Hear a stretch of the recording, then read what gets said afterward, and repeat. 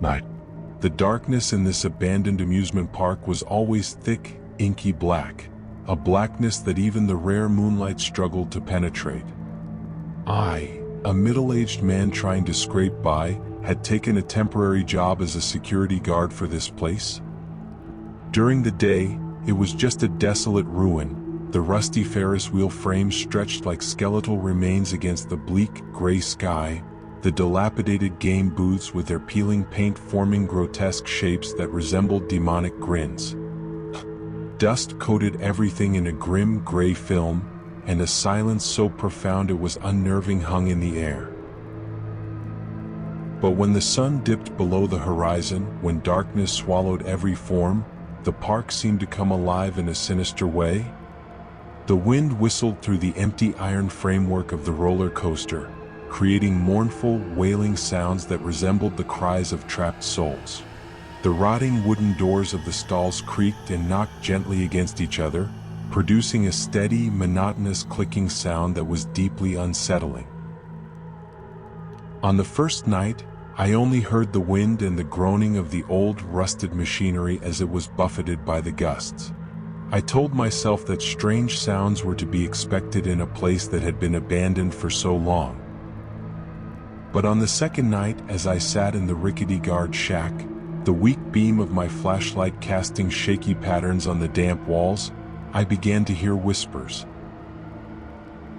At first, they were faint, lost in the whistling wind and the rustling of dry leaves. It was like someone was speaking very softly from a great distance, and I couldn't quite make out what they were saying. I rubbed my eyes and listened intently. Maybe it was just my imagination playing tricks on me because I was so tired. But then, on the third night, the fourth, those whispers grew increasingly distinct.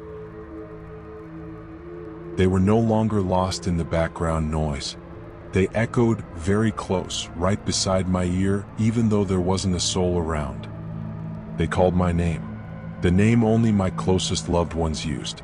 A cold shiver ran down my spine. I tried to reassure myself, telling myself it was just my imagination running wild.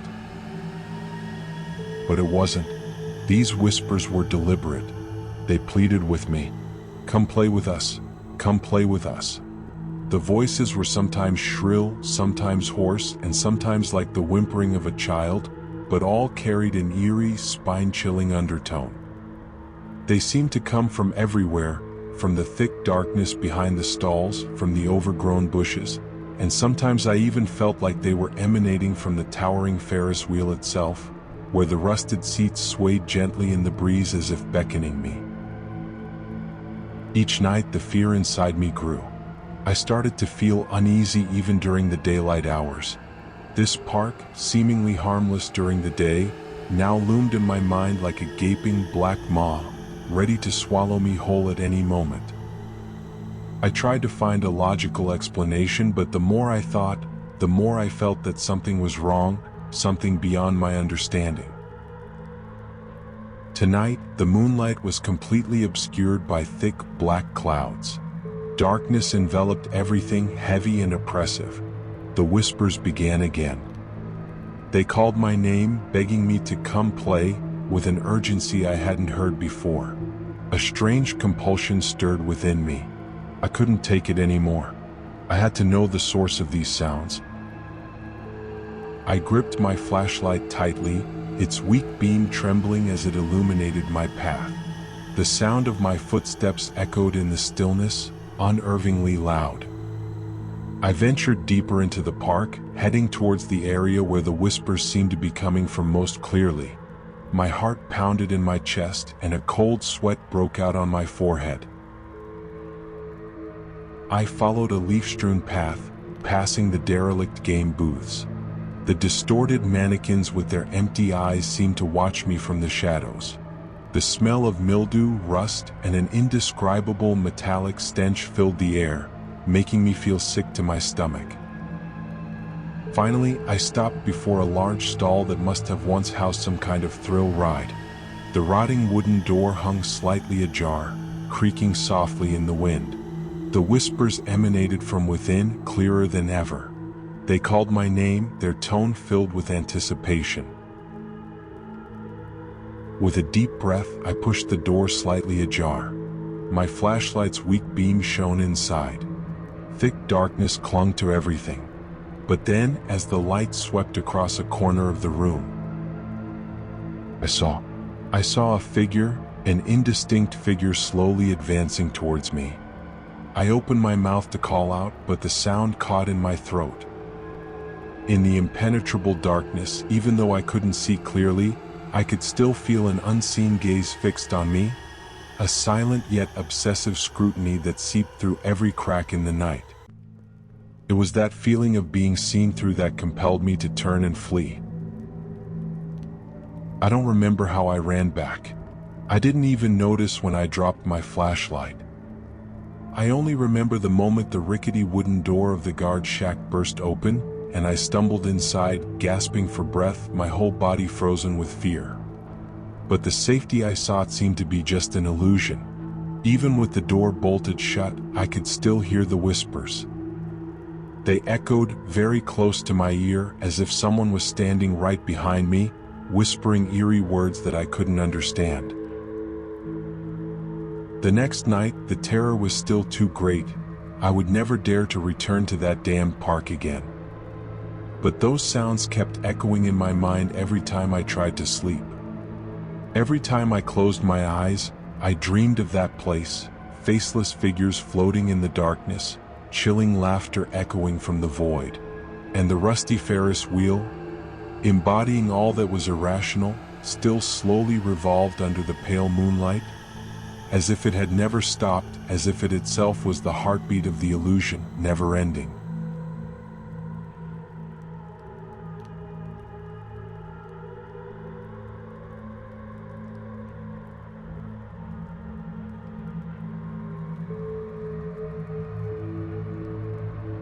A crescent moon hung suspended in the pitch-black night sky, casting a pale light upon the ruins of Wonderland Amusement Park, a place that had fallen into oblivion decades ago.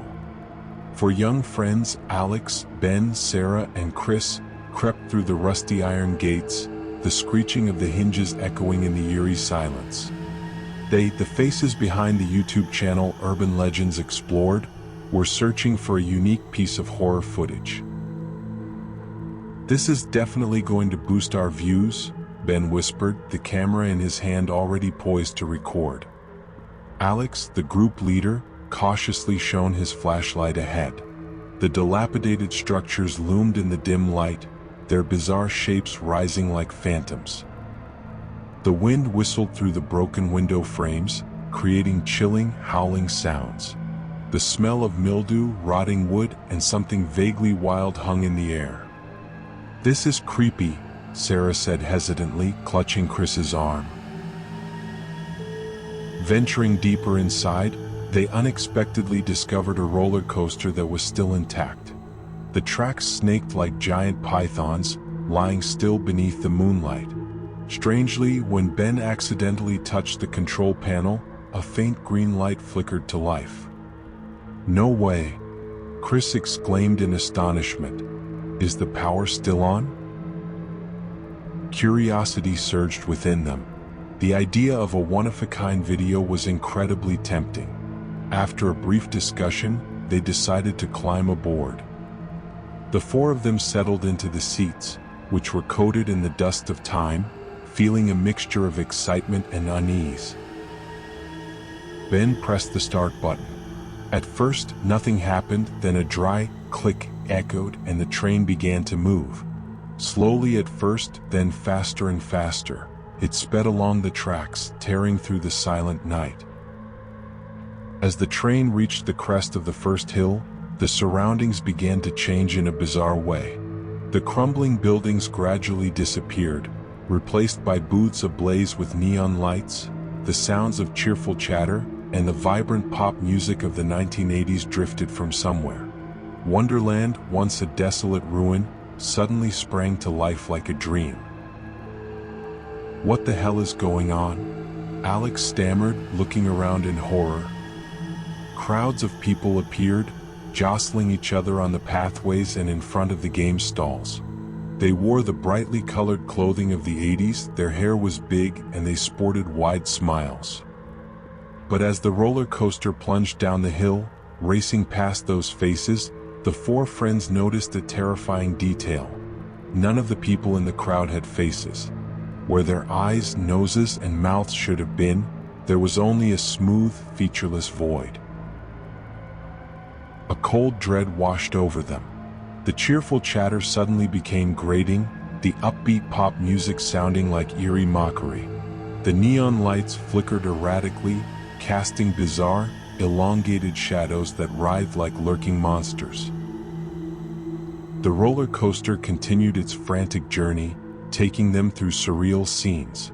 The rides were all operating, giant swing rides spun endlessly, but there was no one riding them. Bumper cars crashed into each other with a loud din, but there were no drivers.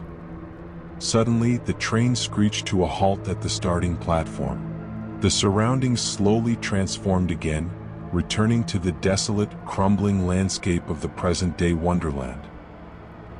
The four friends sat motionless on the train, their faces pale, cold sweat dripping down their foreheads. What did we just experience?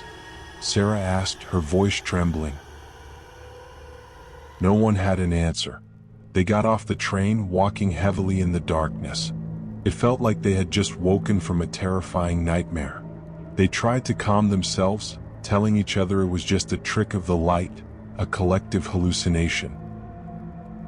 But when they returned to the park gates, they noticed something strange. The rusty iron gate they had passed through earlier was now gleaming, without a trace of rust. The thick vines that had covered the surrounding area had also vanished. What the hell is going on? Ben exclaimed in panic. They looked at each other, fear and utter bewilderment shone in each other's eyes.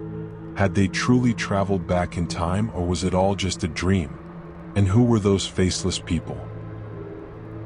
In the days that followed, their lives were overshadowed by unease and fear. They tried to research the history of Wonderland Park, but there were no records of any strange events happening in the 1980s. Sometimes on quiet late nights, they would faintly hear the distant strains of old pop music and cheerful chatter. And every time they looked in the mirror, they felt as if someone was watching them from behind, an invisible, empty gaze. Were they truly trapped in a bizarre time loop? Or had they brought back a part of that faceless world with them? The answer remained elusive, sowing a slow-burning, persistent fear in their minds, even as dawn broke.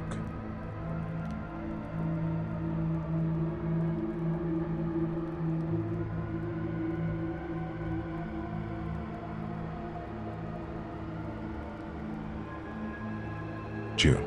A new assignment: inspect the Lakeside Amusement Park before it was demolished. It sounded simple enough, just to walk around the ruins, documenting the damage and making sure no one was trespassing. But when I set foot on the grounds, I felt an unsettling silence, as if time had forgotten it long ago. On the first day, I saw only desolation. The rusty roller coaster tracks stretched against the gray sky, like the erratic scribbles of a mad artist. Weeds grew taller than my knees, swallowing the cobblestone paths that were once filled with laughter. The scent of damp earth and decaying leaves was the only fragrance left, lingering in the still air. On the second day, I ventured deeper inside. The game booths stood crooked like dry skeletons, their faded signs depicting clowns and cartoon characters that looked grotesque beneath the layer of dust. Inside, old, silent machinery lay covered in cobwebs. Weak light filtered through the gaps in the roofs, creating shaky beams that danced across the debris-strewn floors. The silence enveloped me, so profound that I could clearly hear the thumping of my own heart. On the third day, strange things began to appear. Yesterday, I was certain I saw nothing but shattered water guns and empty plastic bottles in the water gun game booth. But today, on the dusty windowsill, a porcelain doll lay there. A large piece of its face was chipped off, revealing the white glaze underneath, looking like a gruesome wound. Its glass eyes still stared blankly into the void. I picked it up, and a strange, cold sensation spread through my fingers. I was sure I hadn't put it there. I left the doll where it was, trying to shake off the vague unease that was creeping into my mind. On the fourth day, I checked the area around the Ferris wheel. The wind whistled through the empty iron bars, creating sounds like mournful cries. A thick layer of dust coated every surface. As I stood beneath one of the cabins, I looked down and saw small footprints in the dust. They were very small, like those of a child. But the strange thing was there were no adult footprints around.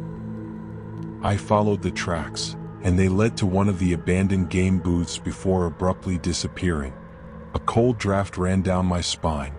This place wasn't for children. On the fifth day, I found a wooden toy car. It lay overturned on the walkway between two stalls, as if someone had just dropped it in a hurry. The car was old, its paint peeling, but the wheels were still intact. What sent a shiver down my spine was a deep scratch on the hood of the car, as if a tiny claw had left its mark. I clearly remembered that the car wasn't there yesterday. Was someone playing games with me? Or was my imagination starting to play tricks? On the sixth day, I heard a strange sound. I was in the Hall of Mirrors, the shattered pieces of glass reflecting distorted images of myself.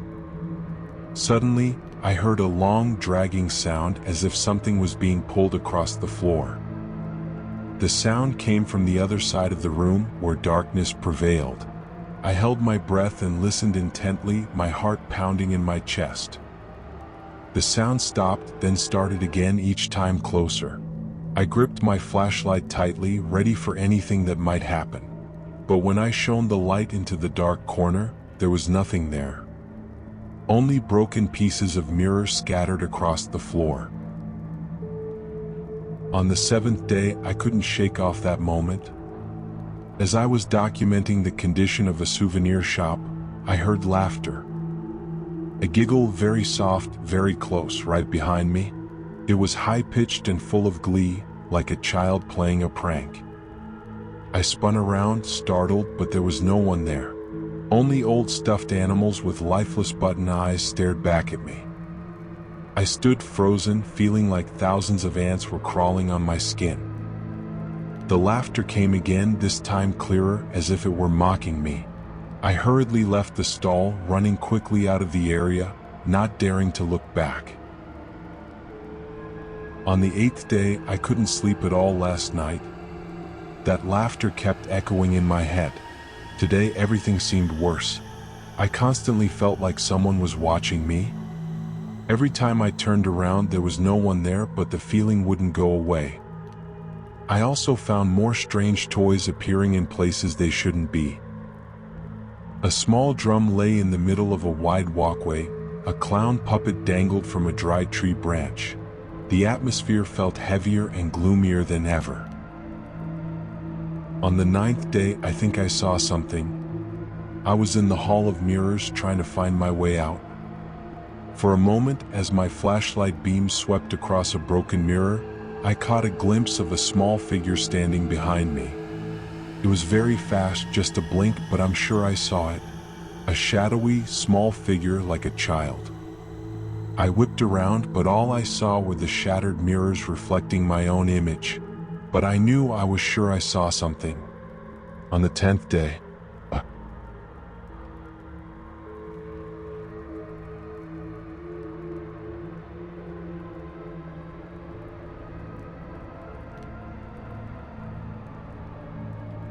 every town has its secrets buried deep within, strange tales passed down through generations, and the town of Silent Hollow was no exception. Located on the outskirts of town, the Joyland Amusement Park, now just a desolate ruin, carried a chilling curse. Rumor had it that anyone who dared to step through Joyland's main gates when the clock struck exactly 3 a.m. would vanish without a trace, never to return. Sarah and Michael, a young and enthusiastic couple who were always seeking thrilling experiences, had heard about the curse of Joyland. But with the skepticism of youth, They dismissed it as just a spooky story to scare children. One night, after a late party, emboldened by alcohol and driven by curiosity, they decided to test the curse. Panic surged in my chest, a cold wave engulfing all reason. I ran into the darkness, ignoring the clatter of my high heels on the wet pavement, creating haunting echoes. The wind rushed through the dark alleys, carrying a biting coldness like invisible hands reaching out from the shadows, trying to hold me back. I didn't dare turn my head, didn't dare glance at the other side of the street anymore. I just ran, fleeing from the footless phantom floating behind me. The clock on the car's dashboard flickered to 2:58 a.m. as they drove up to the gates of Joyland. Pale moonlight cast long, eerie shadows from the rusty iron fences across the ground. The air was cold and eerily still, broken only by the soft whistle of the wind through the broken windows of the abandoned buildings. "Definitely just a bunch of nonsense," Michael said, trying to sound calm, but his voice still held a slight tremor. Sarah squeezed his hand, a slight feeling of unease crept into her heart. They got out of the car, the slam of the car doors echoing in the silent night. At exactly 3 a.m., the clock on Sarah's phone vibrated gently. They looked at each other, a smile mixed with excitement and fear appeared on their faces. Together, they pushed open the heavy iron gates, which groaned open with a chilling screech, like a welcome from another world. Their footsteps echoed on the cobblestone path covered in dry leaves. Darkness enveloped everything, with only Michael's weak flashlight beam to guide them. They ventured deeper into the park, passing rotting game booths, the rusty Ferris wheel frames like giant skeletons reaching into the night sky. The silence was suffocating, broken only by the occasional whistle of the wind through gaps or the distant sound of something falling and breaking. They explored the haunted house, where the rickety wooden planks creaked under each step. Tattered mannequins with empty eyes seemed to watch them from the shadows. The smell of mildew and rotting wood filled their nostrils, creating an unpleasant sensation. They didn't see anything out of the ordinary, and gradually their initial anxiety began to fade. "See? I told you," Michael said, his tone more confident. "Just a silly story." But as they turned to head back towards the gates, they noticed something strange. The path they had taken seemed longer, more winding. Familiar landmarks had vanished. They were lost. I'd walked this road home countless times. During the day, it was bustling with traffic and the noisy chatter of people. But when night fell, especially after midnight, it took on an eerily calm demeanor. The houses on either side stood silent like closed boxes, and the light spilling from the rare few lit windows only amplified the feeling of a world fast asleep, a world where I seemed to be the only one still awake. The next morning, when the sun was high in the sky, Sarah and Michael's car was still parked in the lot outside Joyland's gates. Police found their phones on the front seat, still charged. But Sarah and Michael had disappeared. There were no signs of a struggle, no clues as to where they had gone. The mysterious disappearance caused a stir in the town, reviving the rumors about the curse of Joyland. 3 months later, the mayor decided to demolish the abandoned park. A team of workers was sent to clean up and prepare for the demolition. Among them was a middle-aged man named Frank, a quiet and reserved janitor.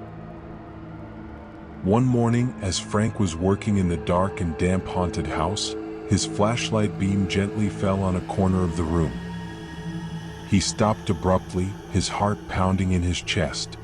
There, standing upright in the darkness, were 2 wax figures. They were meticulously crafted, their clothes old and dusty, but the features on their faces sent a chill down Frank's spine.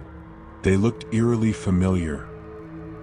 He moved closer, shining his flashlight directly onto the face of one of the figures. It was Sarah. Her beautiful face was now pale, her eyes wide open, staring blankly into the void, the expression on her face a mixture of terror and anguish. Frank turned his trembling gaze to the other figure. It was Michael. His face also bore a similar look of horror, his lips slightly parted as if he were trying to scream. Frank recoiled, a feeling of horror spreading through his body. He remembered the photos of the missing couple he had seen in the news. There was no mistaking it, it was them. But how had they become these cold wax figures? And what had happened to them on that fateful night? No one could answer those questions. The discovery of the two wax figures in Joyland's haunted house only added to the mystery and horror of the curse. The residents of Silent Hollow were even more convinced that Joyland was not just an abandoned amusement park, but a gateway to a dark world, where those who dared to challenge the curse would pay a heavy price, forever trapped in the cold forms of soulless wax figures. And every time night fell, the stories of Joyland and those who had disappeared were told again, sowing a slow-burning fear in the hearts of the townspeople, reminding them of the price of curiosity and arrogance.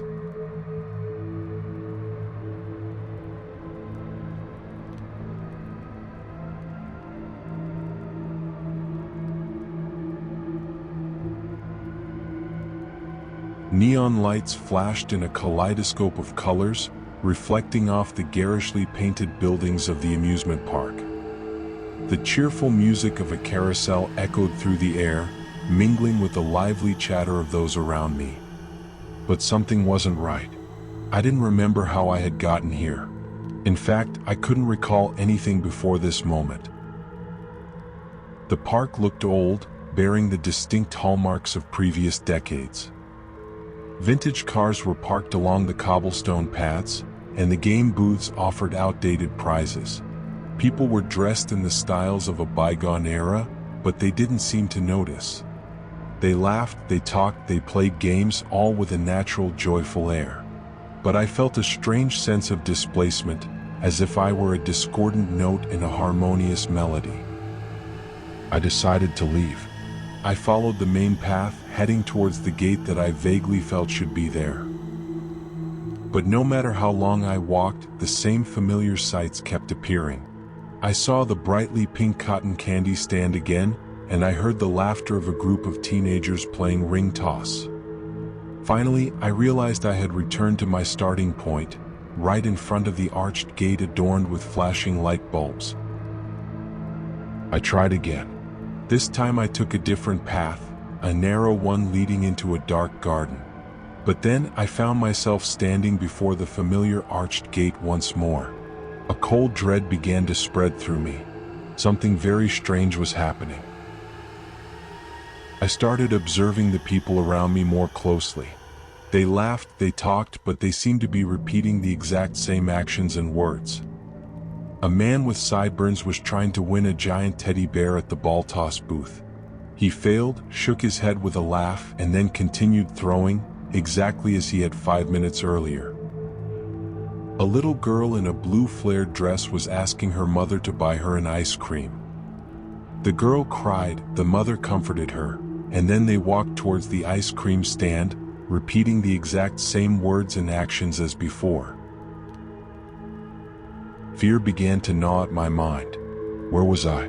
Was this some kind of cruel joke? I tried to strike up a conversation with a woman pushing a stroller, but she just looked at me with a blank smile and repeated the same sentence I had heard before. It's a beautiful day for a stroll in the park, isn't it? I fled. I ran as fast as I could, trying to escape this bizarre loop. I weaved through the laughing crowds, the bustling game booths, the familiar cobblestone paths. But no matter how fast I ran, I always ended up back at the starting point. Exhausted and desperate, I collapsed onto an old stone bench. The neon lights still flashed, the carousel music still played, and the laughter still echoed. But now, all those sounds were just a terrifying soundtrack to my loneliness and horror. I looked down at my hands. They were still my hands, but they seemed foreign. I felt a strange emptiness inside. I needed to see my face. I needed to know who I was. I stood up and searched for a mirror. Finally, I found a large mirror placed in the corner of the haunted house. Dim light reflected off the glass surface, showing my reflection. But it wasn't me. The face in the mirror was blank. No eyes, no nose, no mouth. Just a smooth, featureless expanse of skin. I reached up and touched my face. Nothing was there. Just a flat, cold surface. A choked scream rose in my throat, but no sound escaped. I was no longer myself. I had become a part of this bizarre park, one of the faceless ghosts endlessly repeating meaningless actions in an infinite loop. And the party? This party would never end. The carousel music still played, the laughter still echoed, and I, with my blank face, would be forever trapped here, in this terrifying, inescapable loop. I was part of Joyland, one of the lost souls, forever imprisoned in this facade of artificial joy. No more memories, no more hope, only endless horror and emptiness remained.